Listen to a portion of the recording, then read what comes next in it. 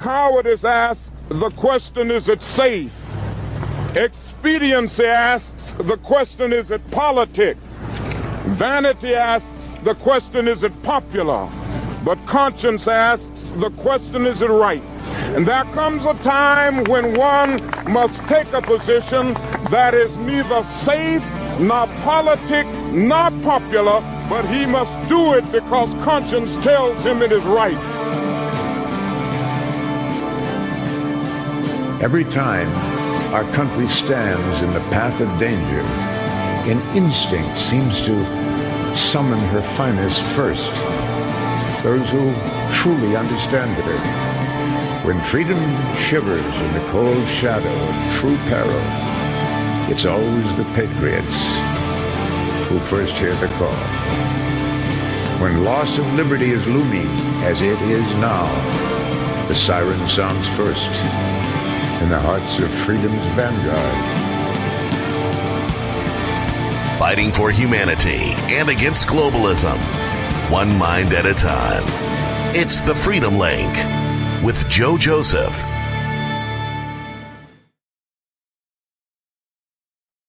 Good evening, everybody.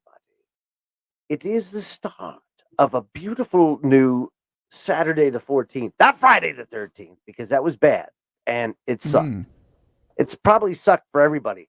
It's the Freedom Link and KGRADB.com, a wonderful place to go and get not just the Freedom Link, but a lot of other things too. A lot of great content. And we're here tonight because we want to talk about how to deal with the pain of government intervention. Something that I have and Scotty have, and before John King, and countless others under the banner of the Freedom Link for now 17 years.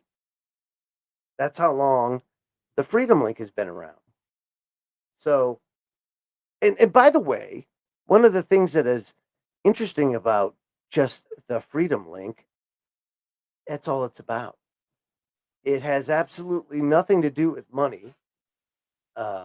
Money's never even entered the conversation with the Freedom Link because money is what shuts people down. Unfortunately, it biases people in ways that, whether acknowledged or not, insert a bias.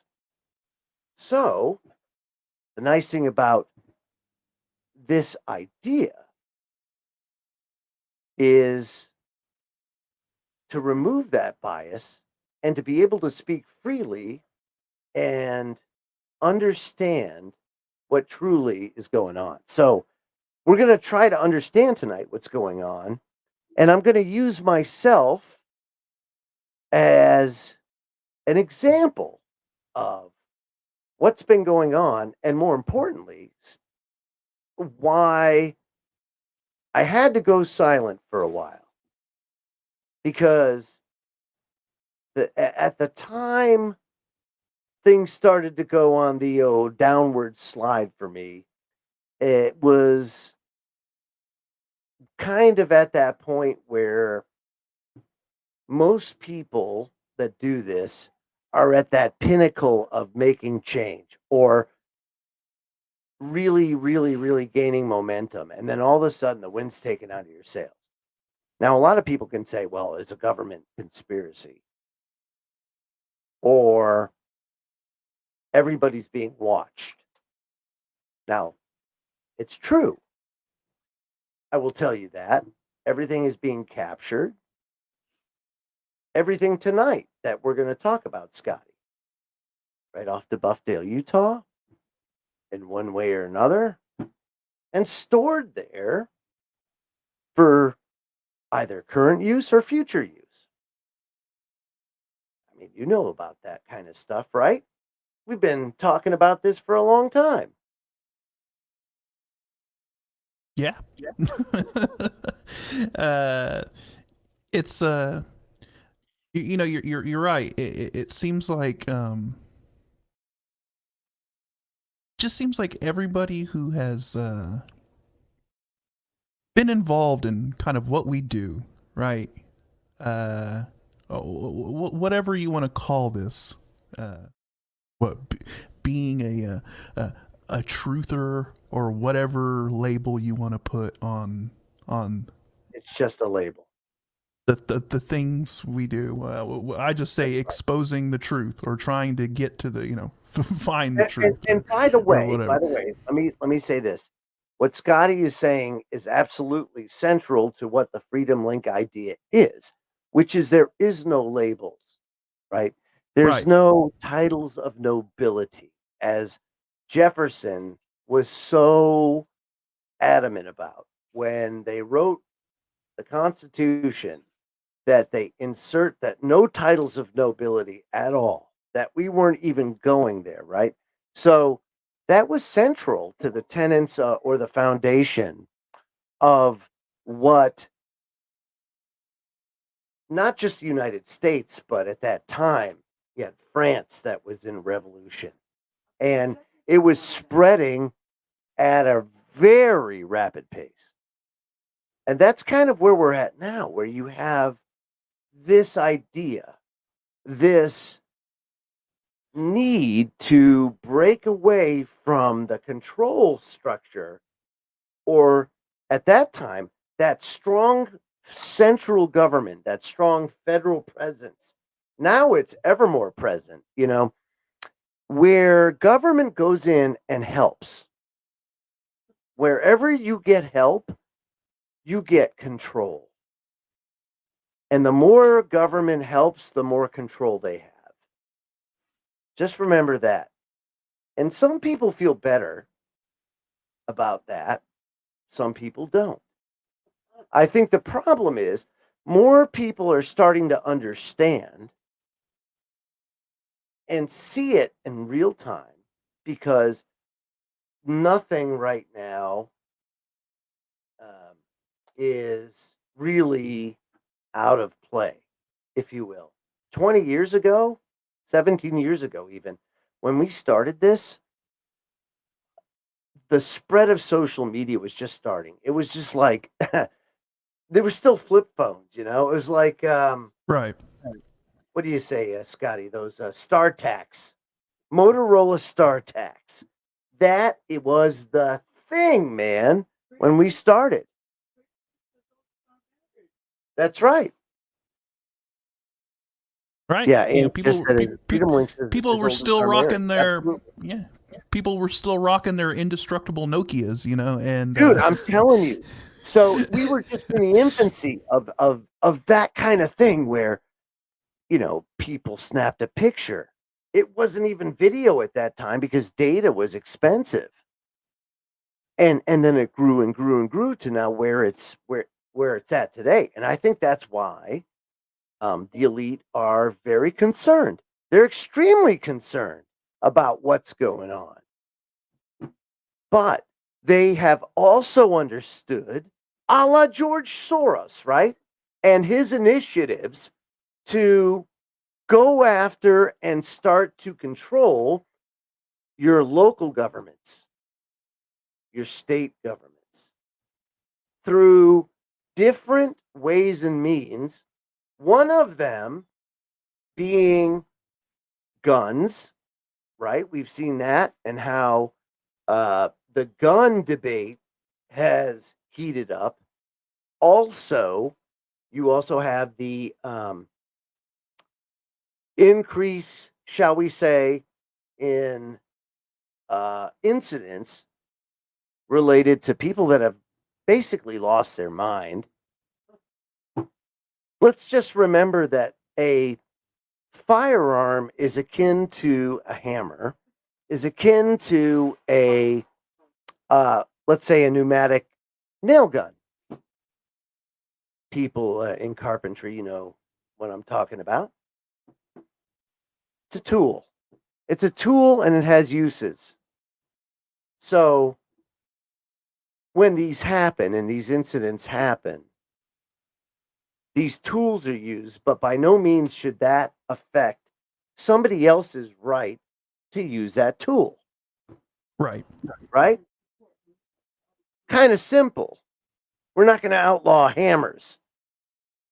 But I'll bet you that there's been a lot of damage or Yes. attack from hammers, Yeah, right? how many times have hammers been utilized in horrific you know That's assaults right. and whatnot? You don't ban the tool. Yeah.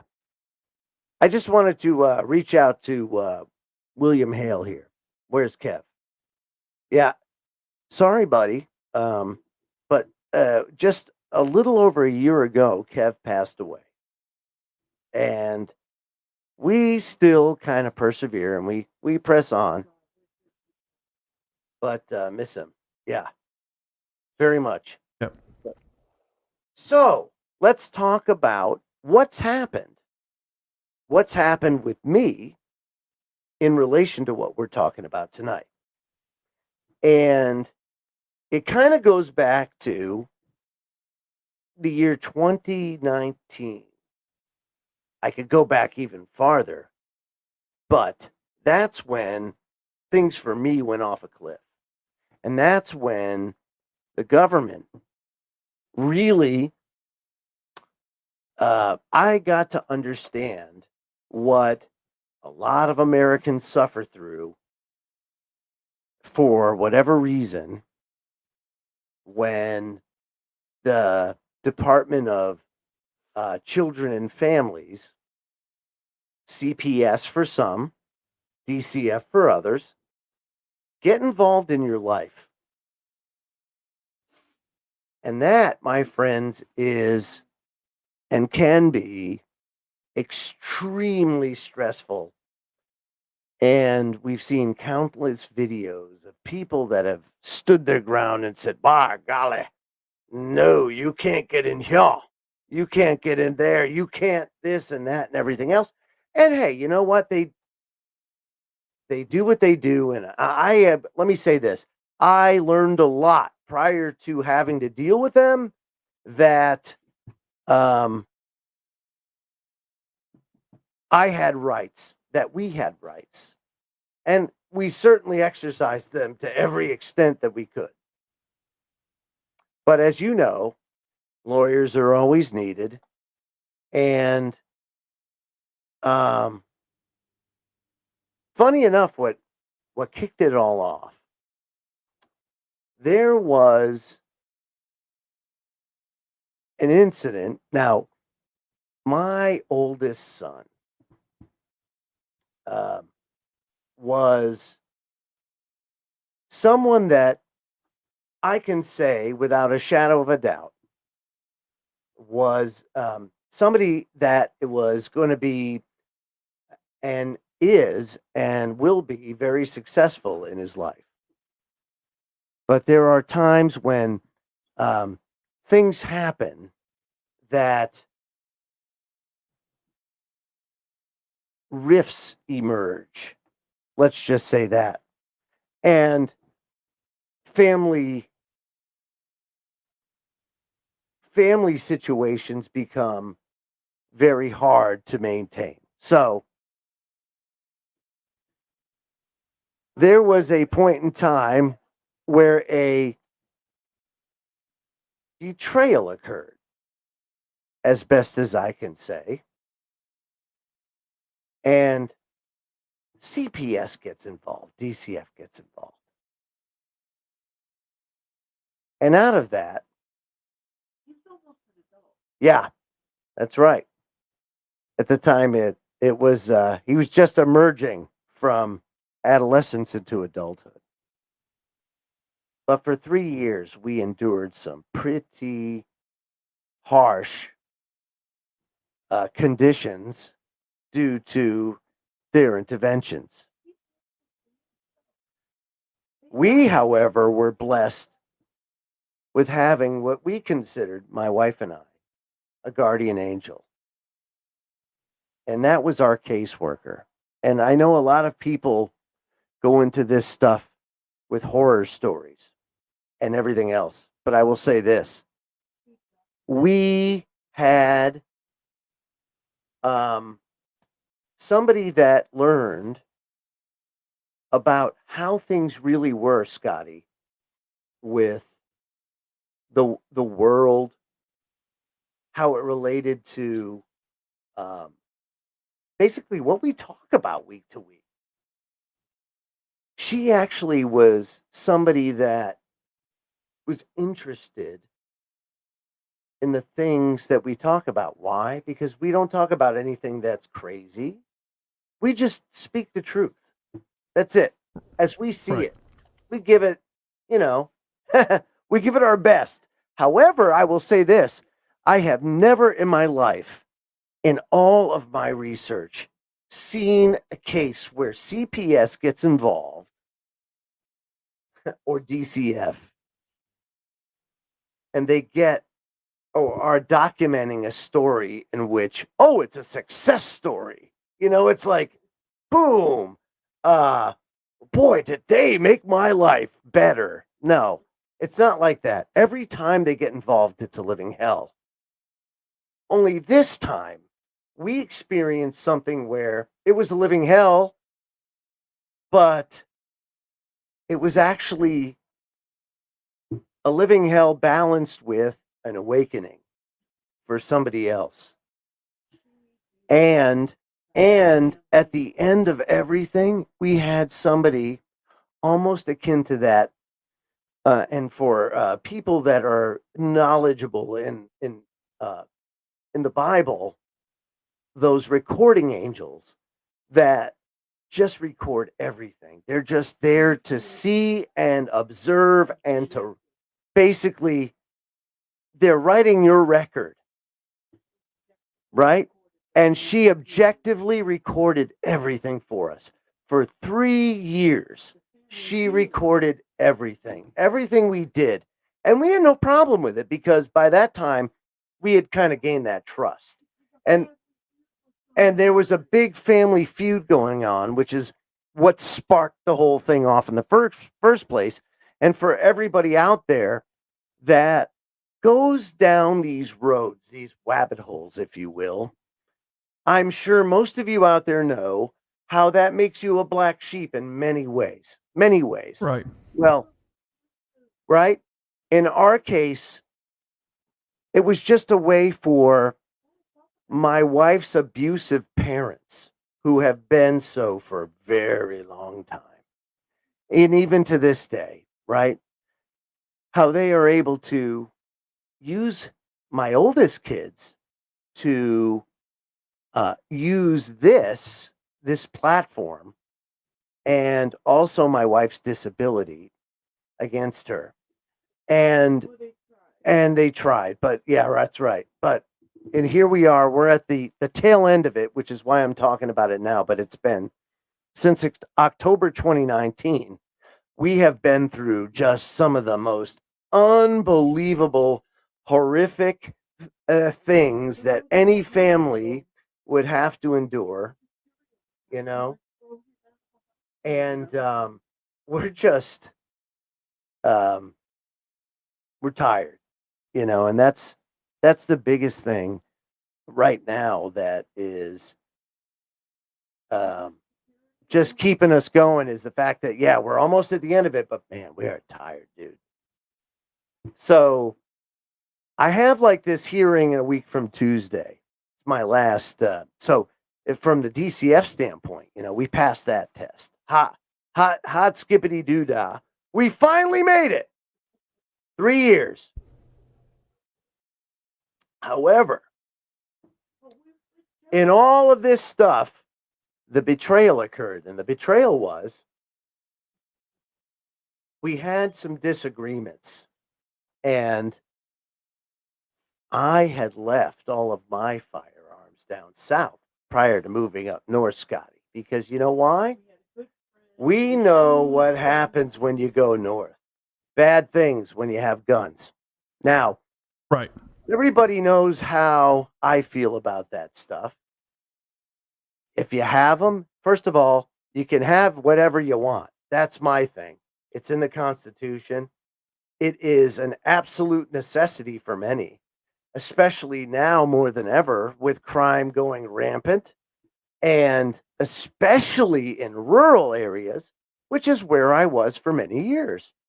You know, I lived in a very rural North Carolina, Gates County, where the response time for first responders was 45 minutes. 45 minutes. So think about that. That's an eternity. Which required a couple of things. It required that you be able to hold out for 45 minutes should you need to. And that didn't mean just for security purposes. We didn't have fire hydrants. We didn't have any way to respond to that, So I had to set up a pump for my off of my well so that we had a way to fight a fire in the event of a fire. We had a backup generator. Why? Because our power went out no matter how, 20 times a year. And I mean, it wasn't anything like crazy. I had to go to like Harbor Freight and kind of wire it in, but I did. And those were necessities then. So then I move up north because it was time to get out of government. I couldn't do it after doing what I did, blowing the whistle, blah, blah, blah. It was time to go, if you know what I mean. Right.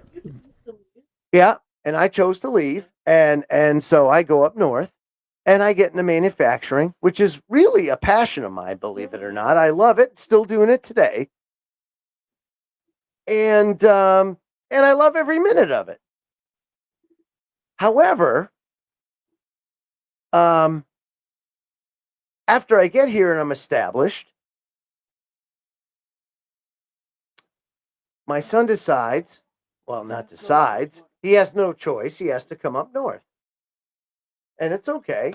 Dad says, hey, go ahead and do it. Now, Angela, right? She says, what? No, don't do it. Because she says, hey, my gut says. And now let me say this. First and foremost to everybody out there that has a female in their life, especially, however, males, you have it too. There's something called a gut. And that gut, if it tells you, no, don't do it. Right? Now, I have no, at the time, I certainly did not have a gut feeling. Yeah, or intuition, yeah, thank you very much. And Scotty, I tell you what, I don't know. Do you have those gut feelings? Let me ask you something. Do you feel that feeling, that gut feeling? Because before this happened, I didn't. Now, after this event, I did. That's the freaking crazy thing. Yeah. I mean, I've learned over the years to definitely listen to that gut feeling or that intuition, if you will. It's the same feeling you get when somebody walks in a room and you can immediately pick up the vibe of, hey, this person is up to no good or something like that, right? You immediately got to listen to that. And I think we all make the mistake of when we're younger or whatever of not listening to that gut feeling when you're younger. Dude, I was like, well, yeah, I mean, it's like it's right, your boy. You don't do that. Yeah, I mean, I guess even to this day, sometimes we make those mistakes, but I guess so. I've come to learn that is, that's your like sixth sense. That's. Can I be honest with you too? I think that there is a relationship to sensitivity when people are disabled in one way, shape, or form. And I say that because there is a way for you to be able to focus more on it. And I'll give you the example. I am at most times very, very busy because we're a family, right? However, what's that? I know you've been intuitive. Oh, I know. I've always been intuitive. I get it. Yes, she's been intuitive. However, it gets sharpened in a certain sort of way because your focus is able to go there more. Your brain is able to devote more power. Your gut is able to promote more power to it. Whereas most of those that are out working or something, there's that much more focus being distributed. Do I you think it's the understand what I'm same. saying? I think you can equate it to, like, say, a blind person, right? They lose a certain sense. Well, then the other senses become heightened, right? You know, Very much so. the Exactly. hearing, the touch, everything becomes more hypersensitive. And I Right. think when you have a disability or whatever, other senses and whatnot become heightened. And I Yeah. think that intuition and that gut feeling sort of thing is one of the things that becomes heightened because I think this is a natural human trait that we've developed, you know, just as a species, where say you're disabled or you're not able to do something, then your body goes into ways of being able to defend itself because you're in a more vulnerable state, right? So it becomes more hyper aware of the Right. things that are going on around you. So yeah, definitely something to that. Now in her case, imagine this. Imagine you're in a violent family relationship.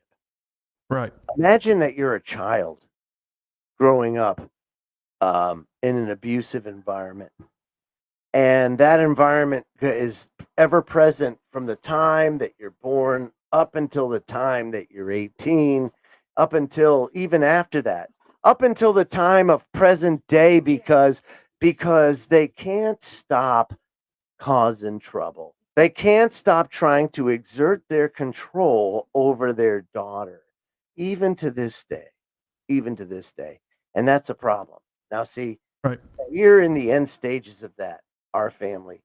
And a lot of this stems from the fact that we chose from a very early part of our relationship when our family was young to not raise our kids the way that the public school system, that society, that anybody wanted to raise them. We wanted to raise them in a way that not only preserved their innocence, but also cultivated their natural abilities.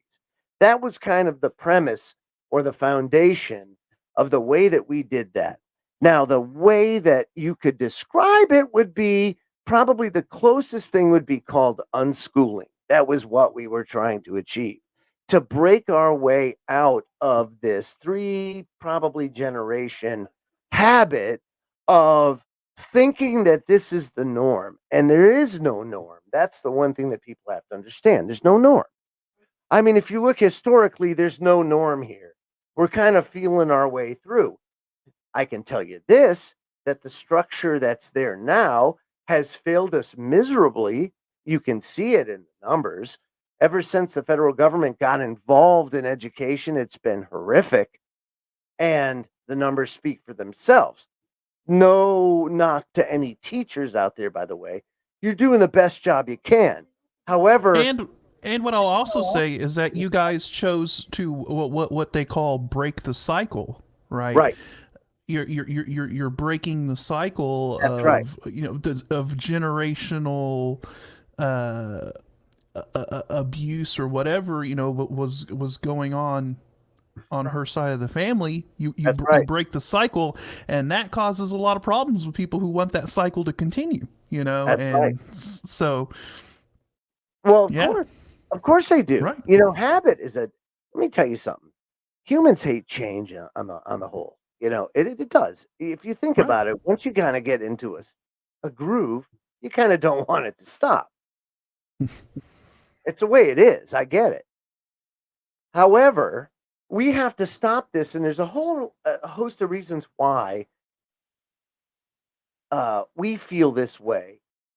Because it affects us in such an unbelievable way, and because it affects many people, as we come to find out, in an unbelievable way.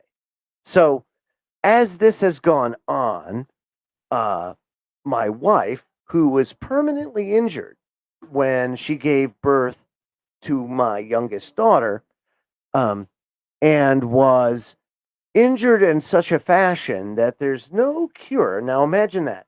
Imagine being in agony. Oh, Scotty, I know how you. Yeah, you're there too. That's right. Oh yeah. Now, by the way, this is a lot more widespread, I come to find, than um, even I was aware of. My wife was over in the hospital for over a month. We had every like student, intern, uh, resident there poking and prodding her because they couldn't figure out what was wrong with her, why she was in so much pain, why her calcium had spiked beyond like any number they've ever seen. It was unbelievable. Now, after a month, she had to check herself out because it was like, guys, 30 days. I have a family. I haven't even seen my daughter yet, for God's sake. This is crazy. I got to go home. So she went home. And funny enough, her calcium, I guess, in some way, shape, or form stabilized. However, her damage to her pelvis was irreversible. So, and she almost, almost bled to death is an understatement. So, for years and years now, because of that damage, she has had to have intervention as far as pain is concerned, because you cannot understand the kind of agony that one suffers when the sacroiliac joints and the hips and the symphysis pubis ligament all don't do their thing. It's like having this pelvis that is totally and completely like just unstable in every way, Yeah. shape, or form. Yeah. So an unstable core is terrible. And then the DEA comes in and they start clamping down on every pharmacy, every doctor, everything, to the point where now my wife has to go and I have to take her. By the way, it's excruciating for her just to do this, to get in the car, and I have to drive her 600 miles every 3 months to the only doctor in Virginia that, by the way, we have stayed with since her injury. That and the reason why we do that is because you can't doctor shop. That's terrible. You can't do that. God forbid. Not to mention, you can't, because as you go further north, the restrictive nature of palliative care and pain management is worse and worse and worse. So we stay with the doc down there. Boy, it seems like no matter what it is, the farther north you go, the more restrictive it becomes. It's whether terrible. It be So get guns, this. whether it be Get this. yeah. Wait, there's more. So we go down there to Virginia, which, by the way, the doc that we go to now is the only doctor in the state of Virginia that offers pain management. That's the only one now. You're talking about universities of health like Eastern Virginia Medical School, EVMS, shut down by the DEA. Why? Who knows? They have their reasons, right? Because they'll make it up as they go. And they call people like my wife collateral damage to this as the atmosphere gets worse and worse, and pharmacists are under more and more pressure, and doctors are under more and more pressure. It's unbelievable. So we this year are going to kind of start pushing back a little bit.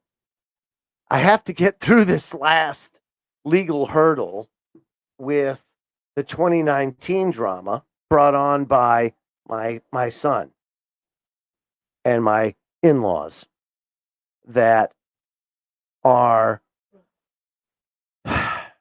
let's just say, crooked at a very, very politically correct way of saying it. So I have to get through that. Then it's going to be smash them.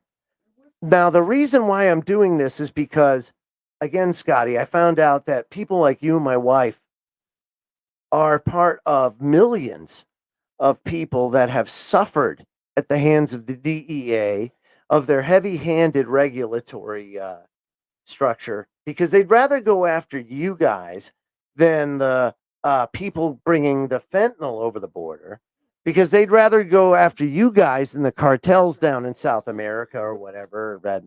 And I don't even give a, you know what, that none of that should matter. That stuff should be regulated and legal, quite frankly. And if you did that, guess what? All our problems are solved. Now the DEA can be like teachers and maybe like phys ed. What do you think? We could be like a fit society again. Like, think about that. Like, this would be awesome. Right, Scotty? You wouldn't have a problem with the cartels, right? Because there would be no incentive for the cartels to exist. That's right. You know? Now, okay, so there's this other example, right? Because we've seen like legalization. Now, when I say legalization, I don't say legalization. I mean decriminalization. You don't want legalization in many ways, because legalization often comes with a lot of restrictions. Regulation. And regulation. Right? So in Oregon, you have, and even California, you have an issue now with marijuana that is not grown with a license or exceeds the personal capacity, and it's depressed the market value quite a bit, almost saturated in a way. And they got a problem on their hands because it's legalized and because there's that regulatory structure. Now, if you just allowed the market to exist, if you think about it, it would regulate itself, because sooner or later, it's going to be the price is the price. Here it is, because you have that. It's almost like a pizza joint, you know? Same thing. So why can't we do that for all of them? Because if you think about it, I would say more people do something to enhance their life in one way or the other. Some people call it performance enhancing drugs. But most people are just using things just to help survive, to help, oh my God, it hurts. You know, they have a pain in their life that they're trying to help out with. Why not give them quality stuff that is manufactured to a standard and just put out there for people to use safely? I don't understand it. The other thing is, Scotty, we're born with opioid receptors. We're born with cannabinoid receptors. And I am all for, the natural use of things. And if it's in its natural state and you're not altering it in any way, how can anybody tell you that you can't use it, especially when it's there? It's a flower. It's a thing, right? How can somebody tell you that something that's grown in the ground can do that? In its natural state, you don't really get that messed up. It's just the way it is. You're using it in the way that it comes out of the ground. I don't get it. Didn't it say in the Bible that God put all the plants and animals on the planet for us to use? That's a tough one. Yeah. You know what's also funny is God also gave us dominion over all the animals of the earth, all of them, right? He put us above the animals. So then why is the Controlled Substances Act of the federal government, but also of most of the state governments, written in such a fashion that puts us on equal ground with animals? How does that happen? How does that happen? And it's funny, if you don't know your rights, then it happens and they can do this. And it's little minute changes like that allow that to occur. Boiling frogs, they call it, Scotty. Right? Yeah. Yeah. It's it's wild, man. And look, what are the what is it, the worst 9 words you want to hear? I'm from the government and I'm here to help. Oh my God. Now, I'll tell you what, I was pretty pissed off at the beginning of it. I was. And at least on the DCF side of things. But here's the other cracker thing that happened, right? This is the worst.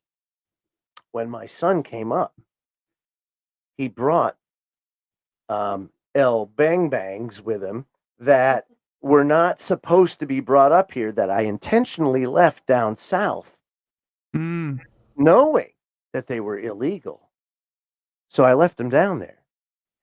And I left them down there because my son was staying behind and they were his. I didn't buy them for me. See, when I came up north, I knew I didn't really need them because the first responder response time went from 45 minutes down to 45 seconds because I literally live within spitting distance of the police department. So now all of a sudden the situation changes. So I say, oh, well, I'm just going to leave them down there. Little did I know that he brought them up. Herein lies the problem. So, knowing he even knew that he couldn't have them here, so he actually rented a storage unit in Connecticut to put him in. Right? And so he went and put him in, and that was simply because I told him once he got up here and I saw him for the first time, I was like, dude, you can't have these here. You're going to have to put them down in Connecticut. At least there you can have them, and then they're legal to store. We'll put it that way, right? So shouldn't have ever brought him in the first place, but he did. Right. And then falling out occurs, and and this was due to in-law intervention. Little did we know. And then we knew, but by then it was too late. Yeah, because and all because my poor wife just wanted to cut her abusers out of her life. So then they start to infiltrate into our family and go around us to our kids, who by then are old enough to be able to do that. And remember, wife disabled, me working ass off. So very, very hard to do that, raise family and everything else. So mind you, that's going on too. And so they orchestrate a plan. They orchestrate a plan to have us swatted. Now, people that don't know what swatting is, that's when you call the police on somebody and say that somebody's doing something very bad that requires that type of attention at that place at that time. In this case, when I kicked my son and soon-to-be daughter-in-law out of my house, they did not bring their firearms with them when they left. They brought everything. No, it doesn't matter. They left the things behind. They left firearms behind in my basement when I didn't know it. And then a month later, they called the cops and said that my disabled wife, who's bedridden, who's never, ever fired a gun in her life, all of a sudden, she's holding my kids at gunpoint and going to do horrible things to them. Oh, that's ridiculous. Yes. Yeah. So now I come home from work, by the way, and I say, what's going on? And yeah, right. She couldn't even hardly move. I mean, this is crazy. So they said, well, your wife's holding everybody at gunpoint, whatever. There's guns in the house. I said, no, man, no way. So we go and look, and we find them in the basement. And by the way, we had to call my son to find out where they were because I didn't know. So even the cop had to call and ask, right? And I said, dude, these things aren't supposed to be here. Not supposed to be here. Take them. I don't want them. Just take them. I mean, they're things. Material things can be replaced at any time, folks. Don't ever get attached to that kind of stuff. Take them. All right, we'll take them. Basically surrendered them, right? Captain of the police force shows up. It's a small town. I say, look, man, I'm a vet. Those are my son's guns. Brought them. Didn't want them in my house. Somehow this misunderstanding occurred. Look, they're not supposed to be here. I'm surrendering them to you. Okay, man, no problem. We'll take them. It's done. All right, they go away. They take everything. 3 months later, I get a freaking subpoena on charges relating to these guns, under mass law. That was 2019. And now I have this last court appearance where they want a guilty plea, but I've been a good boy and, I've done everything and even taken into something called in the Massachusetts legislature law, the Valor Act. Now, the Valor Act allows for veterans to get not a free pass, but a way to be able to get through a incident without any effect on their permanent record. And I qualified for every incident of that, right? Everything about it. It was all about that. So I didn't have to drag everybody through the muck because I know eventually my son's going to see just what exactly really happened and how he was used as a pawn. We're black sheep. What can I say? We don't want to throw him under the bus. So what do? I go down this route. And now this last court appearance is all about that. And according to my lawyer, he's like, well, they want a guilty or a plea. So I just went through all this. 3 years of GCF. I went through the veterans, the VA, and all the counseling. Months of counseling, by the way, which wasn't bad anyway. God knows I needed it. But you know what? It doesn't matter. The fact is, right. Dotted all the I's, crossed the T's, followed the law. Why is this process so arbitrary? What the hell? And then my lawyer says, well, then he reduced it down to misdemeanors. Oh. And what does that mean? See, because what I'm saying is, how do you do that? First of all, and second of all, why aren't you just letting it go? The law's on our side. Why won't you just let it go? So then it comes down to, well, are we going to go to trial? Well, of course we're going to go to trial. You know what I mean? If that's the way, then that's the way. But I can't see him doing it. I just can't. It's dumb. It's stupid. Ugh. So that's where I'm at. Yeah, and at this point, it's just ridiculous. It's at a point to where it's ridiculous, and why would they need to be dragging this out anymore? Yes. It's I got to show this too. This is interesting. And Rihanna, thank you for the comment, because you're a white Republican, most likely. Well, let me say this. I am not. I am a Joe. That's all I am. I don't identify. See, we can get into the whole woke thing, but there's some truth to it. We are white. Yeah.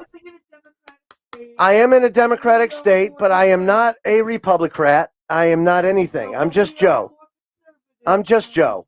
Nope, none of that. I'm just Joe. No conservative, no nothing. I'm just Joe. Why? Because when you let any of that come in and that label becomes part of you, you become part of that label and it boxes you in. And that's right. Terrible. That's awful. Ugh. And that's what gets me. Now, that's how I've grown, and I'm able to, like my coworkers, right? they're just always astounded because I always have a story for just about everything.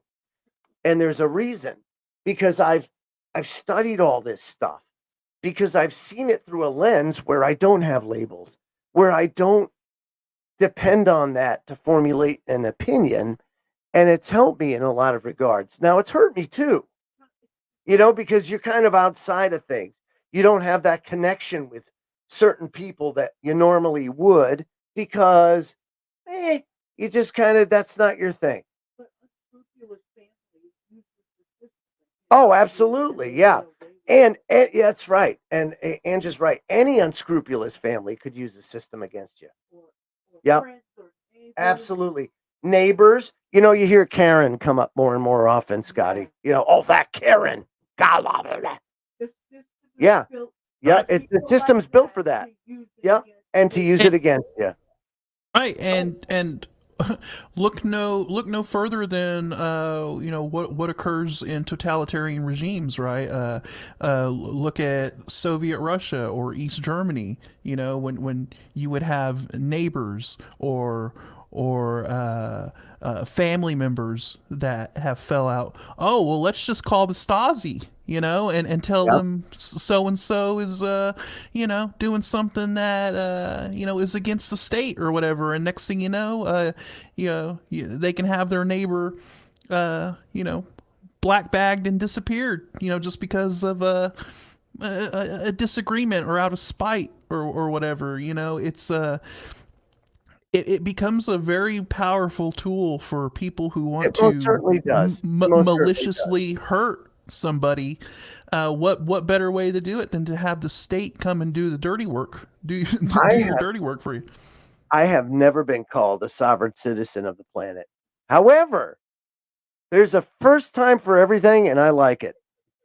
But however, I don't do labor, so I can't. But Rihanna, let me tell you something. That is awesome.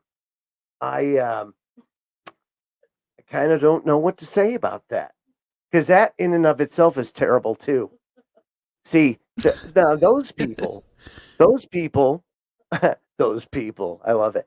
Those people right there. Now, those people believe that, well, if you put the red ink here and you put this form here and you write this and that and everything else and you send it to the State Department, well, then everything's good. No, that ends up in the circular file. And that's the problem is that, see, those kind of people are more like, you got to have an army bigger than that army that's on the other side before you can start doing that kind of stuff. And that's just never going to happen, you see. Yeah. So while I agree oftentimes with what they talk about, because sometimes those things are quite relevant and should be debated, they'll never see the light of day because all it does is erode that control that is at the heart of everything. I'll be honest with you. I started reading Scotty through a lot of the writings of John Adams and Thomas Jefferson once I watched that HBO series, and I just started watching it again just because it was so good. But I also go back and I read a lot of the letters that they wrote to each other. And a lot of the regrets that they had, a lot of the arguments that they had. And I see a lot of the concerns of Jefferson playing out now, very much so when there is a revolution kind of happening now because of the advancement and the ability to transmit information at such an instantaneous speed, where something in France can happen and everybody in the world knows it instantly. Right. That the government's very hard pressed to contain in many cases. So it's really brought about an awakening, much like the French Revolution and other points in history. So I find it interesting that the same playbook is being thrown at it in the 21st century, much like it was in the 18th century when revolution kicked off. So, in hour number 2, we'll talk about that just a little bit more. Plus, we'll also talk about how that control and how these things, these events that we're seeing with the economy, that we're seeing with our quality of life, our cost of living, our ability to survive being eroded, and kind of why that's happening. And you can relate it to something in your life. I can promise you that. Everything we talk about tonight, much like the story I just told you in hour number 1, can be related to what's going on now and how oftentimes there are people that are willing to exploit these mechanisms that have been put into place to help control your life even farther. And this control stuff, these things, oh, it's just getting started, folks. It's just getting started. So hour number 2, right around the corner. Don't forget, kgradb.com. Go there today. Get yourself a subscription. Unlock the archives and the magic of all of those hours of programming. Yash. Did I say programming? I did. We'll be right back, folks. Don't go away. Bill, take it from here.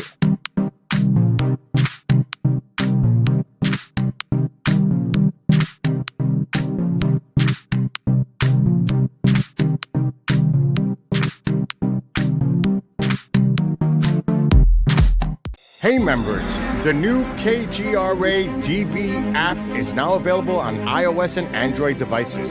Gain on-demand access to any KGRA DB programming. Download any show directly to your mobile device to listen or watch on the go. Go to the App Store and search KGRA DB. Are you looking to go on a faraway journey that is magical and mysterious, reaping on mystical legends? If so, then Mysterious Adventure Tours is perfect for you. Imagine a voyage to explore ancient mysteries of Ireland, haunted majesties of Scotland, or their chilling Birth of the Vampires in Romania. These small, esoteric getaways are limited and do fill up fast. So, go to mysteriousadventuretours.com and book your trip soon.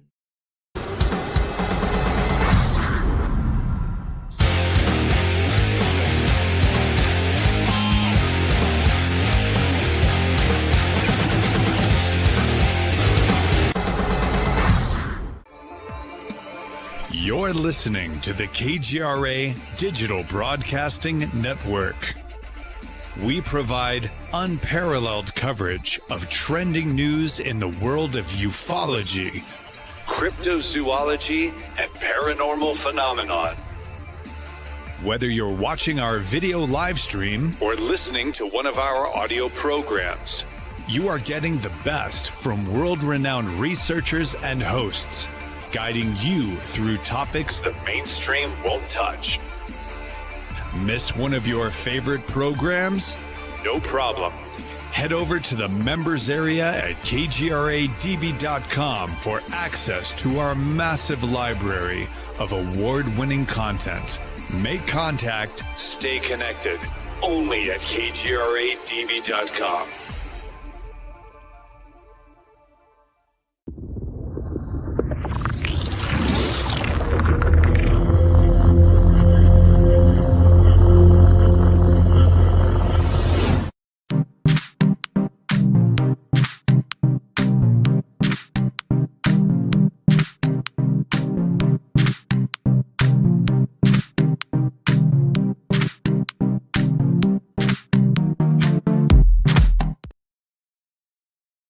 Fucking nerds. That's what I'm gonna have. Oh yeah. No. And we are. Yeah. Woo, Hey. What's up, sweet tarts, huh? We are back, everybody. Joe's enjoying snack time. It looks like. Three stars makes you feel a little so good. Okay, so a lot of crazy stuff going on in the world, right? Have you seen how many people are dying lately, dude? Yeah. Have you been keeping track of that? Yes, I have. I don't mean, like, I'm just saying, like, noticing notable people or notable events. I There's think been an increase. I think there's just been an increase in general of Have people. you? You've seen it too? Oh yeah. This is something I was thinking about the other day, and I'm like, man, what's going on here? Uh, you've got people just killing over. You've got increases in cancer. Yep. Well, it just seems like I'm going to harken this back to even peeps like you and my wife and the millions of others that deal with pain. I think what we're seeing is a very large soft kill type of eugenics program yes, worldwide that's going on, and it's utilizing a lot of different mechanisms. One of the mechanisms is let's deprive people of their dignity and of their. And now look at folks, there's a psychological aspect to this, a very major one too. And the thing that people have to understand is that slight tweaks to the way that you treat people, especially when they are in distress, can have an unbelievable effect across the spectrum of people. Okay. So in this case, let's rob them of something as simple as their dignity, right? Let's make them sign a contract. Let's make them sign their rights away. Let's what is one of the major side effects of demoralizing a population? You get a massive increase in depression, people feeling isolated and with basically they feel like they have nothing left to value, in their lives. You've literally demoralized the population to the point to where people feel worthless, and that they don't feel like they have anything to live for, and that's an extremely powerful thing, Yep. and for my wife, for veterans, homeless.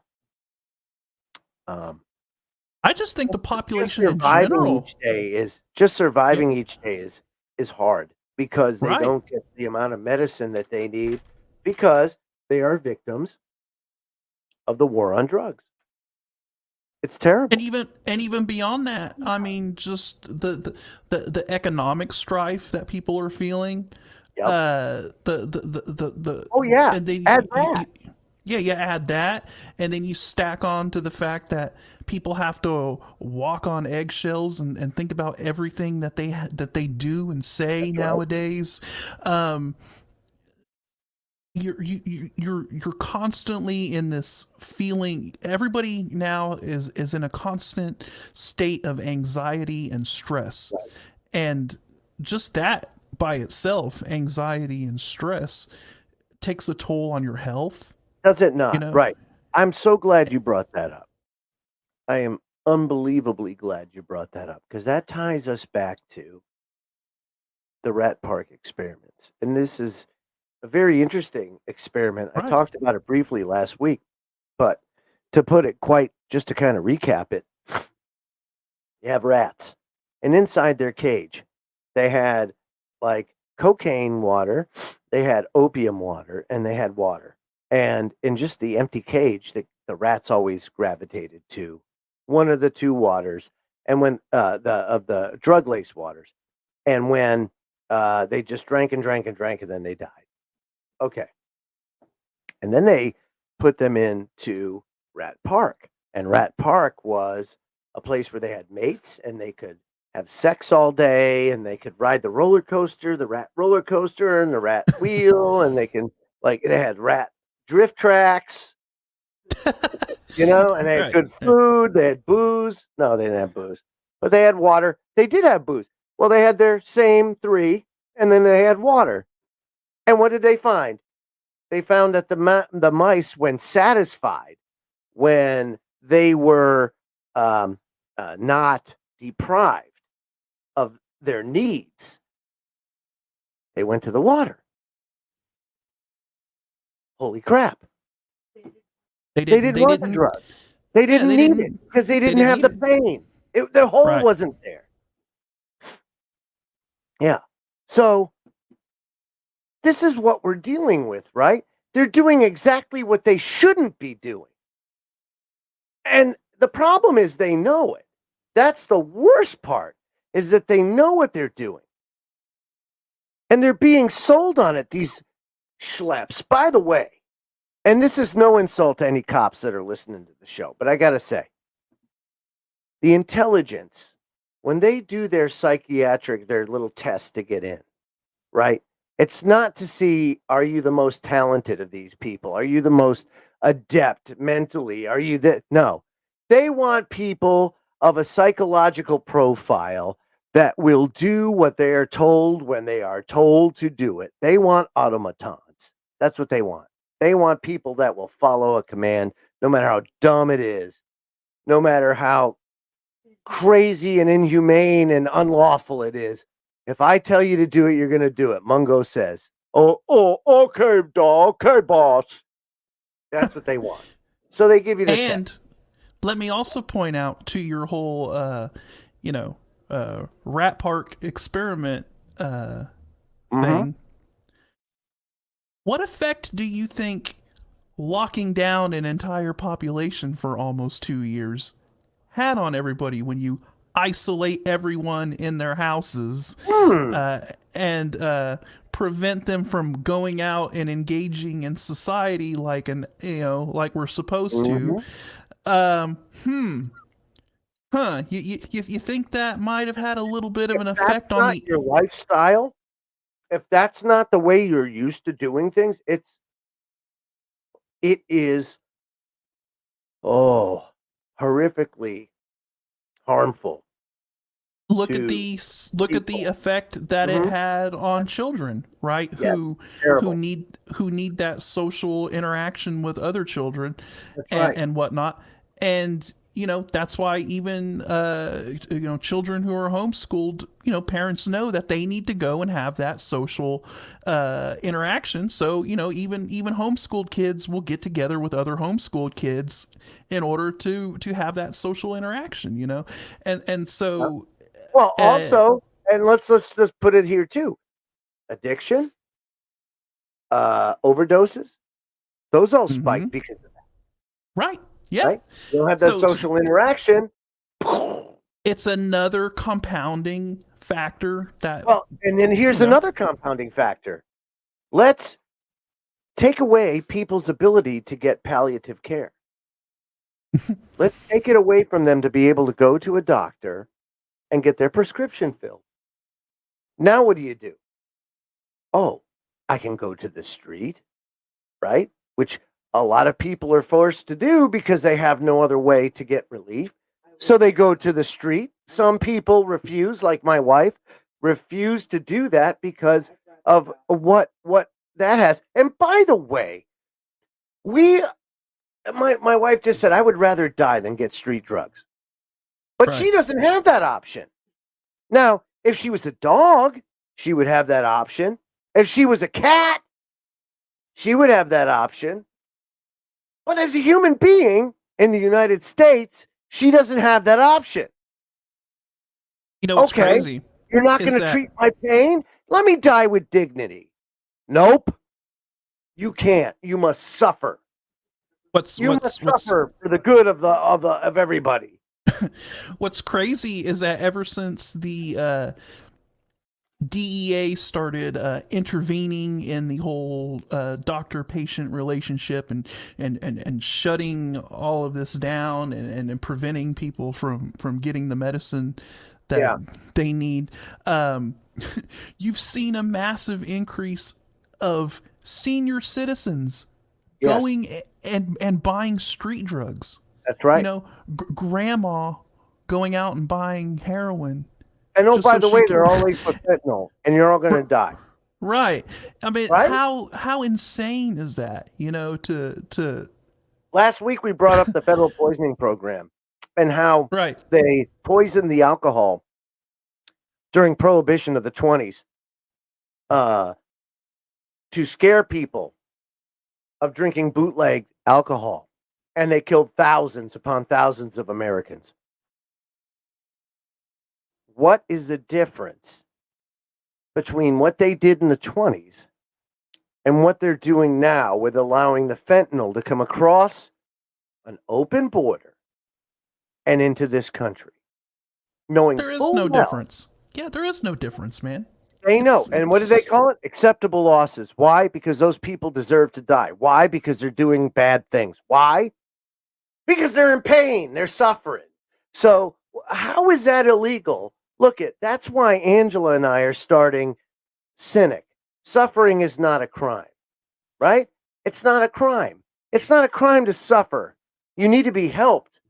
And sometimes that requires things like painkillers. Unfortunately, back in the day, you used to be able to get laudanum at the drugstore. Right. You know, you could do that. You can't do that now. There used to be opium dens. Now there's not. You know, it's terrible. And they're shutting everybody down. They're shutting pharmacies down. They told my wife, get this, the last time we tried to get her prescriptions filled, the pharmacist said that he would not fill her controlled medications unless she was filling her primary care medications with them to offset the ratio so that the DEA wasn't up this guy's ass. And we were like, what? What the kind of racket is this? Now, and by the way, it's like, dude, I told him, we're in Massachusetts. My primary care is in Massachusetts. We don't go to Virginia for that. So now I have to move all of my doctors down to Virginia, even though I don't live up there, just so I could fill at his pharmacy. And the other thing is this. There's nothing wrong with me. And the only thing wrong with her is the condition she has with her pelvis. So now she has to go and ask the doctor for prescriptions she doesn't need to fill there just to offset the ratio. So now it's like Big Pharma's involved, kind of somehow, some way. It has to be, because now you're forcing me to buy more crap I don't need. What is going on? It's unbelievable, dude. It's like we're funding our own extinction. You know? She has only 2 controlled. That's it. Just 2. Just 2. And they want us to fill like 10 prescriptions there. It's crazy. What? It's a racket, man. That's what I'm saying. I mean, Smedley Butler wrote it best. War is a racket. Well, pharma's a racket too. Pain is a racket. It's unbelievable. It should never be this way. It should never be. In the 21st century, we should not be dealing with this stuff. I mean, this is like severe, serious crimes against humanity. It goes across all borders.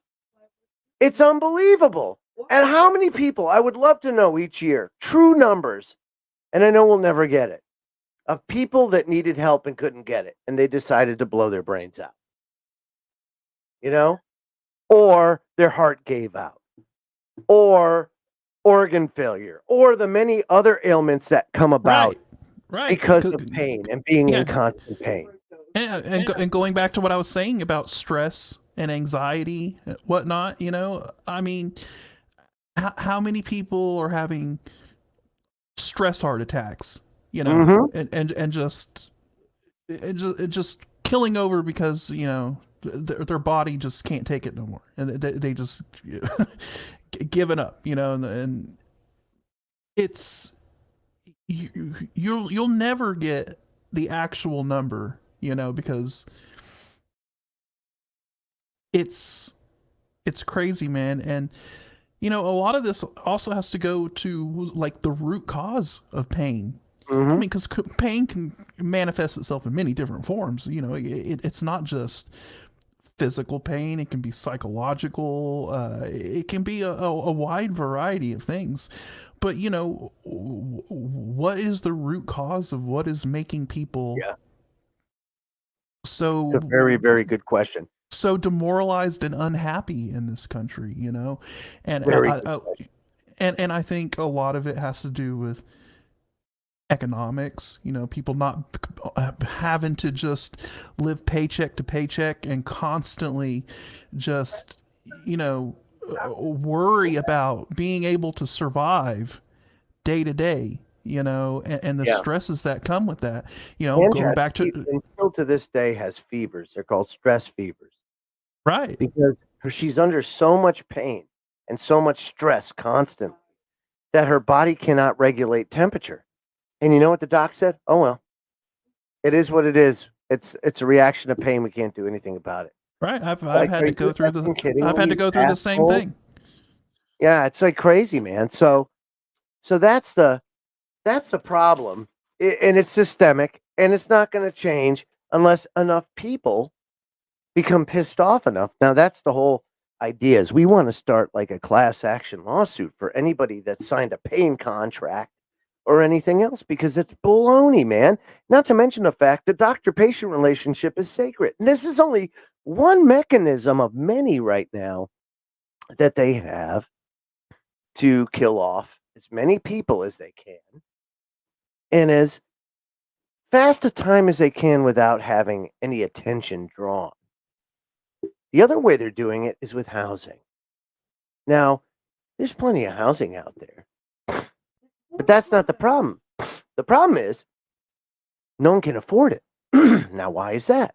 Well, if you take a look, these bagillionaires and zillionaires are, in fact, going and buying property cross border. So you have China going into Canada, swooping up all the property, coming into the United States, buying up chunks of farmland and property. You got Bill Gates buying as much of the big agra as you possibly can.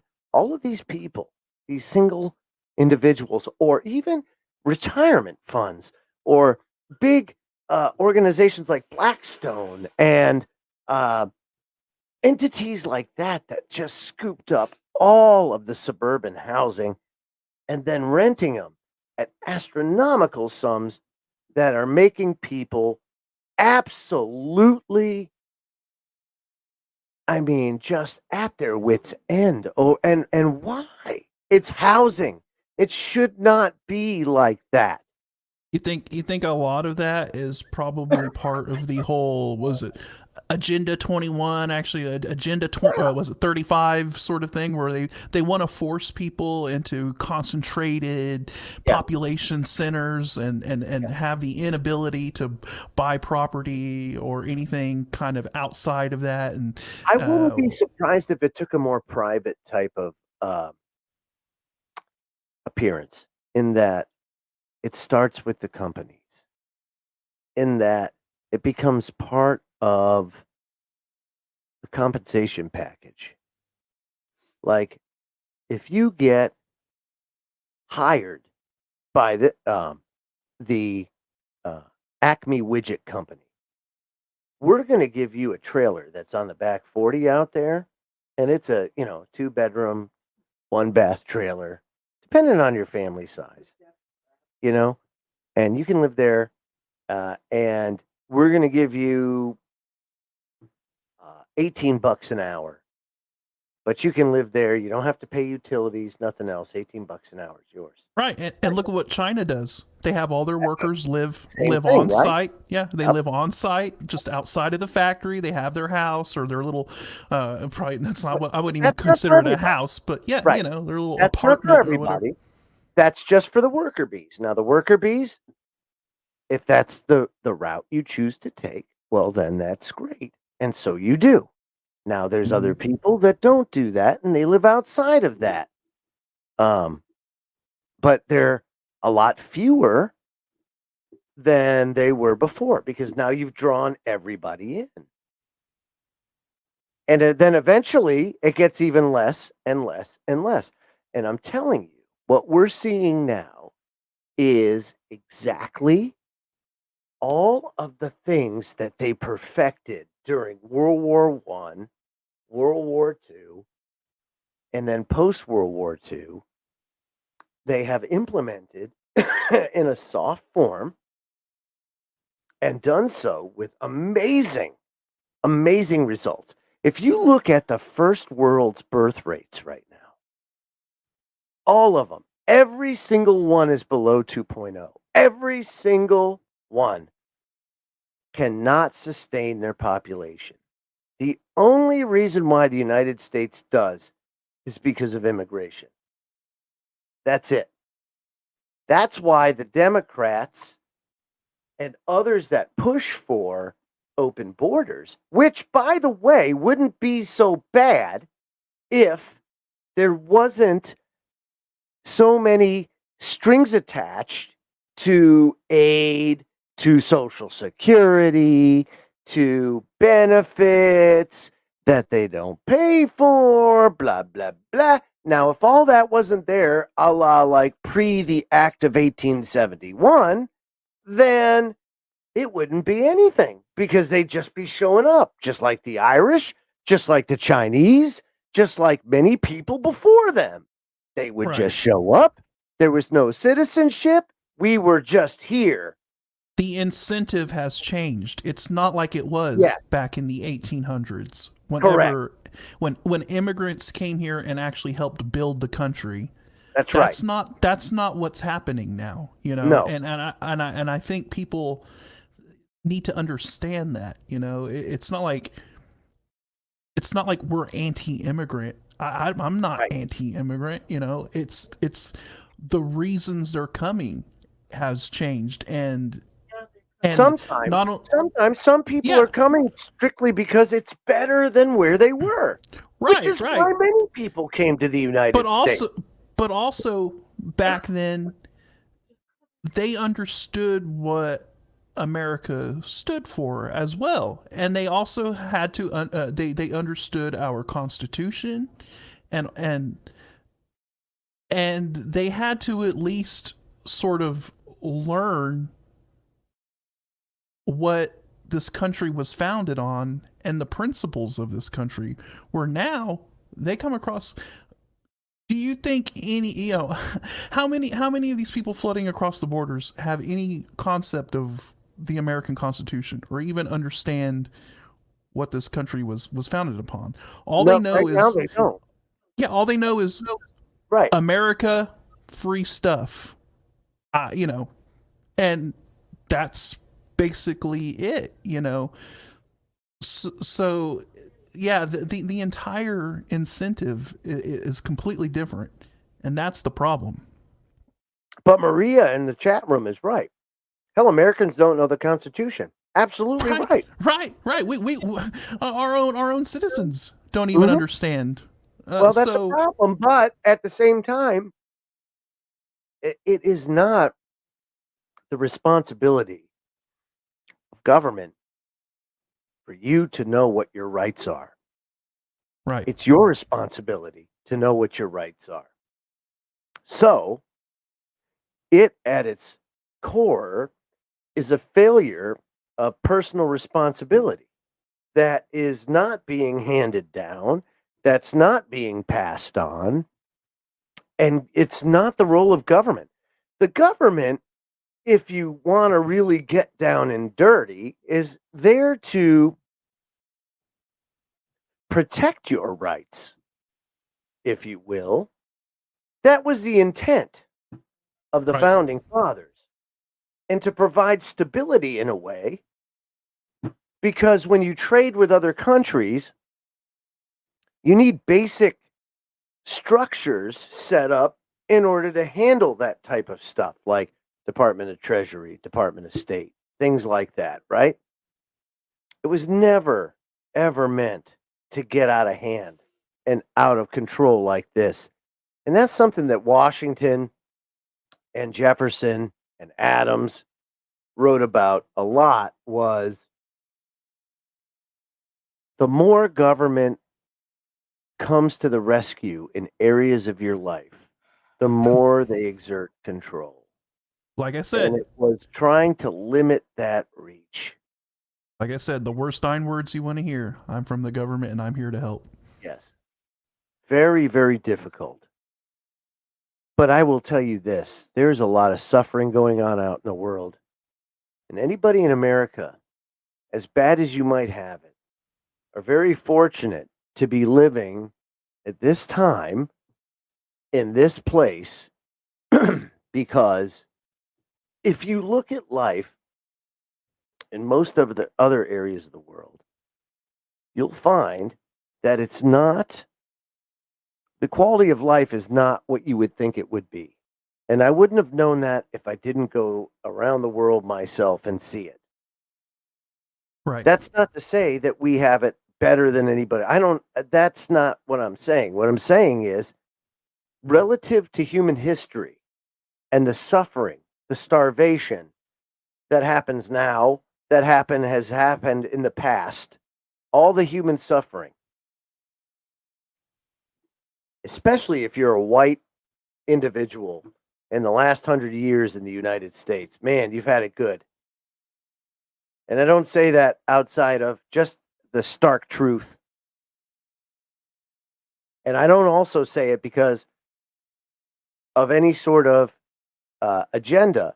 I only say it because my wife and I have suffered severe discrimination just because of her ailments. And we know firsthand how that discrimination can cut you to the core. And I mean, it is some of the most horrific, inhumane crap I have ever been subjected to. And I've been in the pits of hell in this world. And that's what's so unbelievable, is that here I am over in Djibouti, and I'm spreading freedom and democracy throughout. I'm protecting our rights. Yeah. And then I come home and I see my wife subjected to this kind of crap. And then the fallout or the blowback from that, and how it affects my life and my kids' lives. And then how my in-laws are able to take advantage of that and then use it to their advantage. Like the villains in a Scooby-Doo episode. A terrible one. They were able to use the state as their henchmen. Because it's available to them, and because Right. if you think about it, the government has one tool in their toolbox, and it's a hammer. And they know no other way. The only difference is we were able to, and thank God, at least in a portion of this, we were able to get or acquire somebody that was objective and empathetic and has been through the type of discrimination we've been through. And it was divine, quite frankly. There's no other way to put it. And that's why, as you know, I go to court next Tuesday. I don't fear any of that stuff, because not only did I not do anything wrong, but I'm not in control here. And I've seen that from the very start. So I'm just along for the ride. And wherever that ride takes me, I go. I will say that it has certainly made me more aware of the type of discrimination and the type of control they're trying to extract. But also, there is ways that you can work around the system. And oftentimes, like I say, the workaround's always worse than if you just let things go as it is. Well, now you have a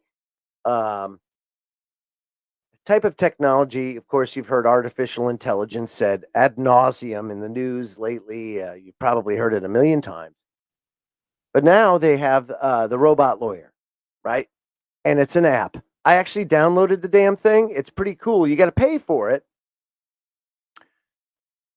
but it will defend you in court.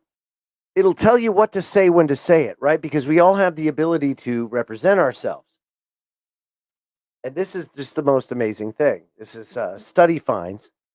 And Study Finds is a great place to, it's an aggregate of all these peer-reviewed studies and things like that. Very, very interesting. Check it out. It says, a smartphone app that can tell a defendant what to say in court using AI has been used for the first time, and it's a lot cheaper than a real lawyer. It's called Do Not Pay. And says AI has been used for the first time during a trial and can be used anywhere in the world. The neural network will listen to all speeches from witnesses, lawyers, and the judge. The program tells the defendant exactly what to say through an earpiece, urging them to stick to only those words. In this case, legal history is being made over a speeding ticket. That's probably a good way to beta test it. You know, you don't want to do it over like murder or anything like that, right? Right. So the breakthrough may set a precedent, it says, for more serious cases in the future. Yeah, sure. Identities and locations are being kept confidential by Do Not Pay. It would be illegal to use the technology in most countries, but British-born founder Joshua Broder has successfully argued that the app classifies as a hearing aid. Oh. He says, quote, it's a technology with the rules, within the rules, but I don't think it's in the spirit of the rules, the entrepreneur said, according to the statement from SWNS. The landmark test case is taking place in February 2023, so next month. The firm has agreed to pay any penalties imposed for using the app. Do Not Pay is also offering $1 million to anyone with any upcoming case at the U.S. Supreme Court if they'll do the same thing. Okay. The computer brain has already been used to talk directly to customer service staff at a bank with a synthesized voice. And hey, you know, you just start working at a bank first. Yeah. The program successfully reversed several bank fees on its own. Okay. It's the most mind-blowing thing I've ever done. It is only $16 that we got reversed, but that is the perfect job for AI, by cracky. Who has time to waste on hold for $16? So think about that. Now, yes, my wife wanted me just to make I swear to God, sometimes I'll tell you what, but you got to listen, right? Gut. I am not using the artificial intelligence for my case. I have an actual lawyer. Full disclosure. Yes, so we don't get it. Did I get everything? Okay, I got everything. There we go. So he says we are trying to minimize our legal liability, and it's not good if it actually twists facts and is too manipulative. Yeah, I'd say so too. If it's too manipulative, probably not. However, isn't that interesting? Now, I've always viewed the war on drugs and everything else, again, one of the tools in the eugenics toolbox, but also very, very nice fuel for things like the lawyer lobby, for law enforcement. It allows for a lot of federal aid, a lot of federal funding. It employs, I don't know, Scotty, what would you say? Millions of people? I would have to say, probably. Right? Yeah. Yeah. So there's a lot of people that depend on that kind of whole ecosystem that's been created. Well, what would you do? See, because that's the other fear too, is that, okay, so we get rid of it. Then what do we do with all these people? I say we just don't worry about it. Since you wanted to kill off all those other people anyway, what do you say? It's a wash. Hey, wait till the Wait till the prosecutors and the government decide that they're going to start using AI to fight back against That's right. Hold on. I think my wife has an idea as to how to solve the whole unemployment crisis. And this is what happens when we get on a roll. Now, mind you, first off, I said, no, when we start the show, okay, I'm going to try just minimal kind of stuff, right? But no, I'm just going to hand them. As a matter of fact, I think that's a good idea. So, first of all, what you would do is you would cross train people over to like things like education and awareness and prevention and stuff, right? Or you could send them to Kanadistan to be doctors. Oh, the Kanadistan doctors will do it. That's right. See, up in Kanadistan, they actually have the doctor assisted suicide. So, dying with dignity, Kanadistan. I like it. Problem is, most of the people that are in that situation don't have a pot to piss in and can't do it. And then what do you do? You know? But you have like a morning after pill. Think about that for a second. Just think about that. Morning after pill, which, by the way, it's up to you. I don't give a crap.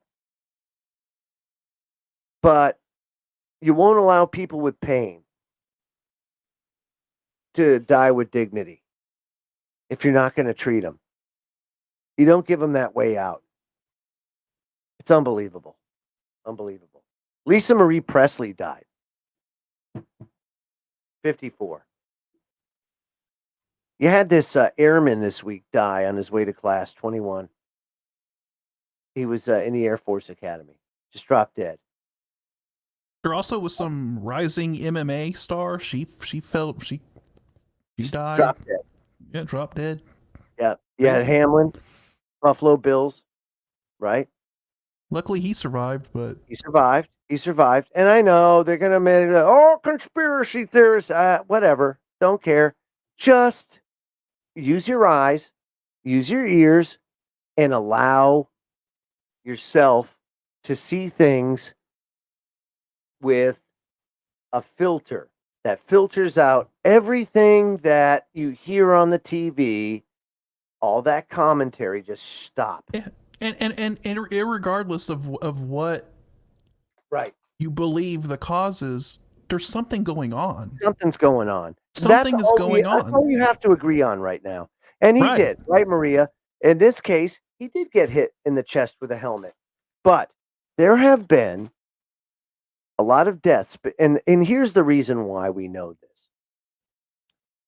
You have group life insurance, right? So I work in industry, in aerospace. And every employer has somebody that has group life insurance that you buy and your associates buy into, that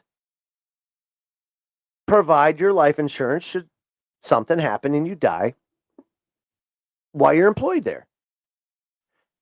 Typically covers people between the ages of 18 and 64. And during that time, or during the last 2 years, since 2020, so almost 3 years now, they've seen a 40% increase in deaths. People between 18 and 64, 40%. They said that a 10% increase would be a 1 in 200 year event. And we're seeing 40%, to the point where these group life insurance companies are going to go insolvent because of the draw on the resources. They weren't expecting that. Now all of a sudden everybody's dying. So there has to be that question. Why? So yeah, Buffalo Bills guy gets hit in the chest. Absolutely. I've seen it before. You see it a lot in martial arts when you get hit in the solar plexus. Happens a lot. That's what happened to Jerry the King Lawler. That's right. Remember that? I remember that. Right. Yeah. Right. He immediately he posted on Twitter. He said, "Hey, I know from personal experience about this." So yeah. So you got that. Mm-hmm. You got COVID. You got long COVID. Yep. You got the vaccine. I don't want to call it that. let's call it the Cas9, CRISPR-Cas9 kit, Yep. because they had to redefine what that word was Mhm. just to, put it out there like that. We'll just call it the DNA scrambler. The DNA scrambler. I like it. Kind of reminds me of the scrambler at the carnival. Right. Okay. You have a lot of things in play here. You got the stress. Mm-hmm. Then we have food shortages, right? We have fuel shortages. We have shortages in general, ones that we shouldn't have. You have areas of the labor market where we've lost so much talent so fast. This is the one that really hits home to me. People don't realize that it only takes a generation to really F up the population. Why? Because you lose very valuable sectors of the economy when you do, and you can't recover it fast enough. So when you lose it, it's very hard to recover. We're seeing it now, especially in trades. The trades have gotten absolutely decimated through retirement of the baby boomers, but the push for 4-year degrees because of the student loan malarkey that's gone on for so long and made it so easy for people to obtain a 4-year degree and get bamboozled in the process that they've watered down the value of the 4-year degree. And then on the flip side, there are no people with trades because they all try to go 4-year degree to do your carpentry, electrical, your mechanical, all of that stuff. There is an absolute there's none. It's hard. And the ones that are there are few and far between. The other ones are too green. They haven't gotten enough experience under their belt yet. So in one generation, we've seen just an absolute decimation. And it's not just the United States, it's global. It's a global type of thing. And it's been driven by these Sanger, eugenics, Planned Parenthood. All of these things have culminated into a crisis that we're seeing now. It's terrible, Scotty, if you think about it. And quite frankly, I don't know how you can recover it without some pretty serious reforms. Right. Speaking of globalism, I think old Bilderberg is coming up here pretty soon. It is, or Davos, I think, too, right? World Economic Forum is supposed to be meeting here pretty soon, and then you got Bilderberg going on, and I heard that they're supposed to have something like 5,000 Swiss troops guarding Bilderberg. Is that it? Oh, really? Yeah. Oh, my. So, that is absolutely what I'm so glad. That makes me feel so good that the brain trust of humanity is safe. Do you not feel that way? I hope so. And apparently, from what I've heard, I'll have to look into it. The tyrant of Michigan, Gretchen Whitmer, she's going to be over at Bilderberg. So I found that pretty interesting. So yeah, I heard that she is related to some Rothschilds or Rockefellers or something like that. How could that be? You know, kind of some lineage, maybe through a cousin or something like that. But you know, I don't have a input. I don't know. I don't know. I'm trying to get it, Scotty. I'm trying to get it. You don't got a tinfoil hat, but you got like a. I'm not feeling the Gretchen Whitmer Rothschild connection yet, but I'll tune in. Well, we'll have to look into it and see. But you know, obviously, it wouldn't surprise me. I'll put it that way. You don't just get an invite to Bilderberg unless there's something to it. You know what I mean? So, well, I mean, she survived some pretty interesting trials and tribulations up in the great state of Michigan, and she was one of the more authoritarian type of pushers of the Great World Economic Forum's plan. So I could definitely see why she would get an invite. Yeah, quite frankly, only because she was so adamant to keep pushing that isolation, to keep Yeah, I'm sure they schools were like, closed. "Hey, we really like what you're doing up there. Oh So, yeah, oh that is you wanna now you wanna that you want a that is seat at how the you do table?" it, there, lady. Yeah. Yeah, I can just see Klaus saying that now. Yes, this is how we do it. Yep. Exactly. Now, interestingly enough, depression, by the way, um, has soared as a result of all this isolation, like you said, which also contributes to suicide. Metro says depression is not caused by a chemical imbalance in the brain.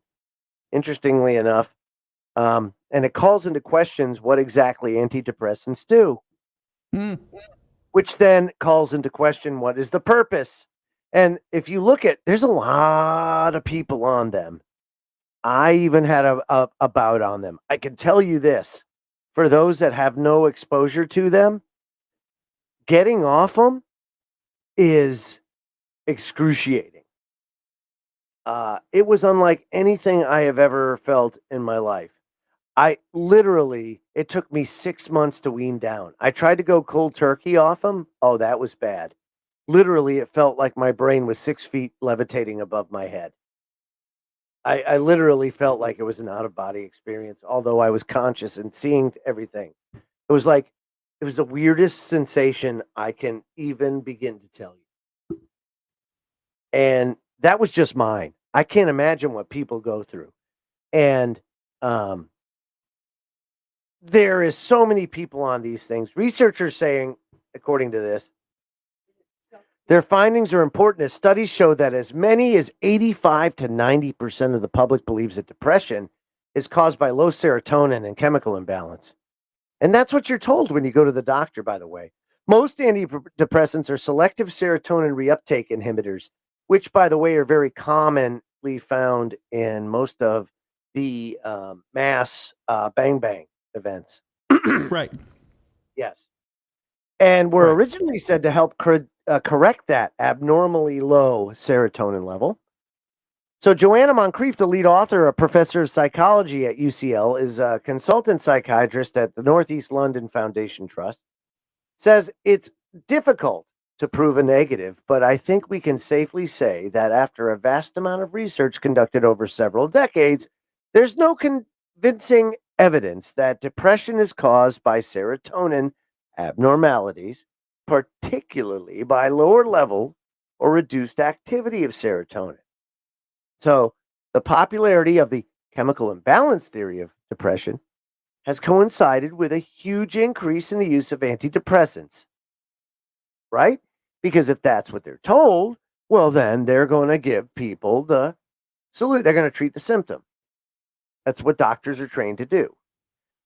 Prescriptions for antidepressants have risen dramatically since the 1990s, with 1 in 6 adults in England and 2% of teenagers now prescribed an antidepressant in any given year. And here in the United States, it's much higher. Many people take antidepressants because they have been led to believe their depression has a biochemical cause. But this new, and let me tell you something, folks, that may be the case. The problem is they got the wrong one. They just don't know what it is. It could be a chemical imbalance. I doubt it. I think Rat Park kind of showed that. Right. Not to say that's 100% of the time. See, and this is the problem with medicine. Medicine loves to go down the road of vanilla. They love vanilla. They love that, okay, well, the 10,000 humans did this, so that means all of humanity has to be that way. Well, No. yeah, it's another example of cookie cutter solution. Yes, and you always have outliers, and that's Right. the issue. Root cause solution, and finding the end game, the cure, if you will, is not part of the game in medicine because A, it's not profitable. B, they've really dumbed down doctors now to the point where they only know how to treat the symptom. My wife has a problem that with today's technology, in my humble opinion, should be easily solved to the point where I could do it if she was an airplane I could do it with a 3D printer in my facility and some tools. But she's not. She's a human being. So can't do it that way. However, I have to believe that doctors are hip on this technology. I would hope so. And that there would be some sort of movement. So, right? So then I look into a center of excellence very close by to us, Brigham Women's Hospital. And I look up pelvic pain. And I find out that CPP, chronic pelvic pain, is a major problem within women, much more common than I was ever aware. And they only have a 10%, they say, understanding of that. Yeah. Because why? There's not enough money in it. Simply put, there's not enough money in it. Now, if it was cancer, oh, have some. If they are these funded diseases, great. Chronic pelvic pain, not so much. There are so many people. I have to wonder how much productivity is sapped out of industry because of pain. And I have to think it's quite substantial, Scotty. Oh yeah, definitely. I mean, Yeah. if you can barely wake up in the morning and function, Yeah. uh, And by the way, I want to say this too. I'm sorry. No baloney Maloney. There you go. Write the symptoms. He's got that. And then Maria Wilson, doctors have become political. They have to be almost because of the atmosphere and the environment that they're in. They have to protect their selves at this point, and that's the problem. They've instilled so much fear that my wife has now become a liability anywhere she goes, and she can't get treated. So she has to slowly die in a body that's broken, which is terrible. And to have to see that is even worse. And you would think, again, in the land of the free and the home of the brave, that you wouldn't have this type of suffering and you wouldn't have this type of inhumane treatment. But then I look at, the way African Americans were treated. I look at the way all the discrimination that's happened, whether you're for whatever reason, you're a woman. Look at women in the workforce. Same thing. Terrible, awful discrimination. Look at the salary disparity between women and men. Still exists today. It's terrible. I mean, and you look back, it doesn't matter. There's discrimination everywhere. I cannot, for the life of me, understand why we would do that kind of stuff to the most vulnerable of our population. It just makes me absolutely sick, Scotty. Any final thoughts, my friend? No, I think you've. Boy, look at you. Yeah, he's like, well, yeah, I think you said it all. I said. You have. You've summed it up quite well, and yeah. I think this is just something that has played out all throughout history. It's always the most vulnerable that suffer, and that are, it's the quote unquote low hanging fruit that always has to, you're right. And I also think, this is part of, like you said, the whole eugenics thing. It is, man. You can't help but see it and right. say, Luke said it best, right? About these days. And think about this for a second. And this isn't, one of those, you can apply it to the whole, anytime, any place. But he said in chapter 21, verse 25 to 27, and there shall be signs in the sun and in the moon and in the stars and upon the earth distress of nations with perplexity, the sea and the waves roaring. men's hearts failing them for fear, and for looking after those things which are coming on the earth. For the powers of heaven shall be shaken, and then shall they see the Son of Man coming in a cloud with power and great glory. So you wonder, we're kind of seeing all that stuff. People are starting to drop dead. And, you've got a lot of people looking at things like pole reversals, of even those that are searching for Nibiru, right? Doesn't matter. They know inside as humans that something's coming. A lot of people don't understand it or know it, but they know it.